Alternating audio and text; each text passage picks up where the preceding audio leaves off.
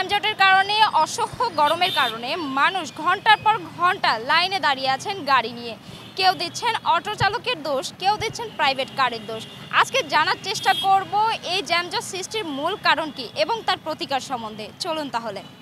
রিক্সায় ওটু আর পারা নাই, যারা ওটুতে যায় ওরা ওটুই যায়, যারা পারা রিক্সায় যায় ওরা পারা। আর জামজট ওটুর কারণে না, জামজট ওটুর কারণে কেন হবে? জামজট একটু পড়লেই ওটু টান দেয়া গাড়ির মতো যাইতে পারে, ঠিক আছে, ওইটা ওটুর কোনো জাম হয় না। বলকে ওই যে পাড়া রিক্সার জাম হয়, কারণ ওরা যায় আস্তে আস্তে। আমাগরটা একটু জোরে টান দিলেও গাড়ির সাথে জামজট আবার ছুটে যায়, আমাগর জন্য কোনো ইয়া নাই।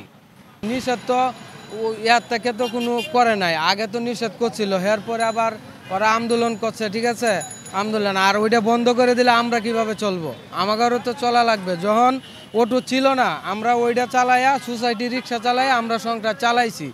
কিন্তু আমার কত ওটু যদি কালকেও উঠাইয়া দেয় আমাদের কোনো সমস্যা নাই, ওইগুলা আপনারা মালিকরারে ধরেন, নাইলে কোম্পানি বন্ধ করেন। আমাগরে তো বইলে লাভ না, ওটা কোম্পানি বন্ধ করেন। মূলত সমস্যা হলো যে অটো রিক্সা। আমরা যে আগে ইনকাম করতাম, এই ইনকাম করতাম না, অনেক কষ্ট হইতেছে চলাফেরাটা আমাদের। এখানে মনে করেন আগে যে ইনকাম করছি আমরা চলে ফিরে একটু যাইতে পারছি, এখন মনে করেন যে অটোগুলার লাগে আমরা অনেক কষ্ট হইতেছে চলাটা আর কি। এখন আগে ইনকাম করতাম মনে করেন 600-500 টাকা বাসায় নিতে পারতাম, এখন আবার এরকম হয়েছে, মানে নিজের চলাটা বড় কঠিন হয়ে গেছে। মানে এমন অবস্থা হয়েছে, আজকে এই সকাল থেকে গাড়ি চালায় 300 টাকা ইনকাম করছি। 100 টাকা গাড়ি জমা দিলে 200 টাকা দিয়ে কী হয়? কোন কিছুই তো না। অনেক আমাদের কষ্ট একটাই, আপনারা অটোর ব্যবস্থা করেন, অটো তোলার ব্যবস্থা করেন, তাহলে আমরা হয়তো একটু শান্তিতে চলতে পারবো আর কি।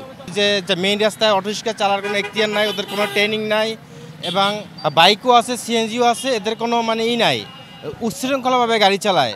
মানুষ যদি লেন যদি মেনে গাড়ি চালায় তাহলে কোনো জামজটটা হয় না। ওরা যেমন অটো রিক্সাগুলো একসাথে 4টা-5টা লাইন করে রাস্তা বলক করে রাখে, যার কারণে জামগুলা, যদি ডিসিপ্লিন করে গাড়িগুলো চালায় তাহলে কিন্তু জামজটগুলো হয় না। রিক্সা এদের কোনো ট্রেনিং নাই, এদের কোনো নাই, বৈধতা নাই, এদের কোনো চালানোরও কোনো নাই, এদের জন্য অ্যাক্সিডেন্টও হয়, দুর্ঘটনাও হয়। এদের একটা ডিসিপ্লিন আনা উচিত। বড় লোক যারা আছে, একটা লোকের 4টা-5টা প্রাইভেট আছে। সর্বপ্রথম সমস্যা হয়েছে গিয়া শিল্পপতিদের, বড় লোকদের, গুলশান বনানী বলতে না, সব জায়গায় তাদের 4টা-5টা গাড়ি, একটা নিয়ে বাজার করতে পাঠায়, আর একটা নিয়ে ছেলে ইউনিভার্সিটিতে যায়, আর একটা নিয়ে মেয়ে স্কুলে যায়, ম্যাডাম যায় একটায়, ছাড়ে যায় একটায়। এই হচ্ছে গিয়ে একটা কারণ। আর একটা কারণ হচ্ছে গিয়া ব্যাটারি চালিত অটোরিকশা, এগুলা তুলে দেওয়ার পক্ষে আমরা না। ছোট পরিবহনগুলো থেকে বড় পরিবহনগুলো রাস্তায় যানজট সৃষ্টি করছে। ট্রাফিক থাকা সত্ত্বেও মিলছে না স্বস্তির দেখা। আফসানা মিম, জিএস নিউজ, ঢাকা।